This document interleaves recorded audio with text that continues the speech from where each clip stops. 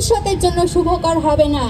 আপনারা যদি এসব ঘটনার সুষ্ঠু তদন্ত করতে না পারেন, আপনারা যদি এসব ঘটনার বিচার জাতির সামনে প্রকাশ করতে না পারেন, তাহলে দেশের জনসংখ্যার যে অর্ধেক নারী ভোটাররা আছে তারা ব্যালট পেপারের মাধ্যমে আপনাদের আচরণের জবাব দিয়ে দিবে।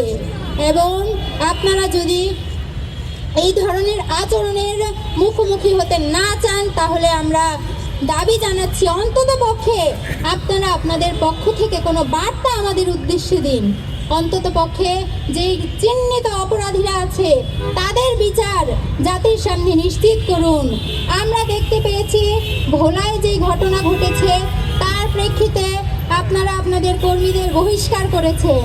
এসব বহিষ্কারের নাটকে আমরা দমতে চাই না। আমরা সুস্পষ্ট বিচার চাই। আমরা আপনাদের পক্ষ থেকে সুস্পষ্ট বার্তা চাই। আদৌ দেশের নারীরা আমরা আপনাদের কাছে নিরাপদ কিনা, আমরা মুক্তভাবে কথা বলতে পারবো কিনা, আমরা আমাদের পোশাকের স্বাধীনতা পাবো কিনা, আমরা ধর্মীয় স্বাধীনতা পাবো কিনা। আমরা আরো লক্ষ্য করেছি নারীদের রাজনৈতিক অবস্থান নিয়ে আপনারা আপনাদের কনসার্ন জানাচ্ছেন। আপনারা বারংবার প্রশ্ন করছেন সংসদে নারীদের আসনের ব্যাপারে, কিন্তু একজন নারী যদি রাজনৈতিক ক্ষেত্রে চলে আসে আপনারা তাকে নিরাপত্তা দিতে পারবেন কিনা সেই ব্যাপারে আপনাদের কোনো সুস্পষ্ট রূপরেখা, কোনো পরিকল্পনা আমরা দেখতে পাইনি। সুতরাং আমরা নারীদের রাজনৈতিক অবস্থান নিয়ে আপনাদের পদক্ষেপ কী হবে সেটা নিয়ে শঙ্কিত। আপনারা আপনাদের এই অবস্থান জাতির সামনে পরিষ্কার করবেন, আমাদের সামনে পরিষ্কার করবেন।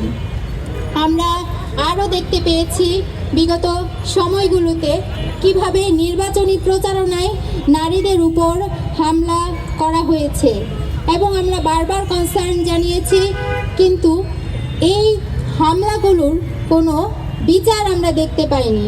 বরঞ্চ আমরা এই ঘটনাগুলোর পুনরাবৃত্তি দেখতে পেয়েছি।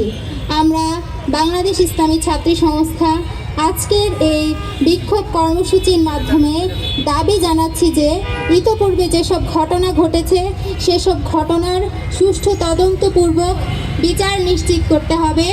নারীদের জন্য সুস্পষ্ট নিরাপদ একটি বাংলাদেশ তৈরি করতে হবে। জুলাইয়ের যে অঙ্গীকার ছিল নারীদের জন্য নিরাপদ দেশ, সেই নিরাপদ দেশ বাস্তবায়নে ভূমিকা পালন করতে হবে। এবং আমরা প্রশাসনের কাছে দাবি জানাচ্ছি প্রশাসন যেন নিরপেক্ষ আচরণ করে, প্রশাসন যেন ভিকটিমের পক্ষে দাঁড়ান, প্রশাসন যেন ভিকটিমকে সুস্পষ্ট বিচার পাইয়ে দেন। আমরা এই দাবির মাধ্যমে আমার কথা শেষ করছি।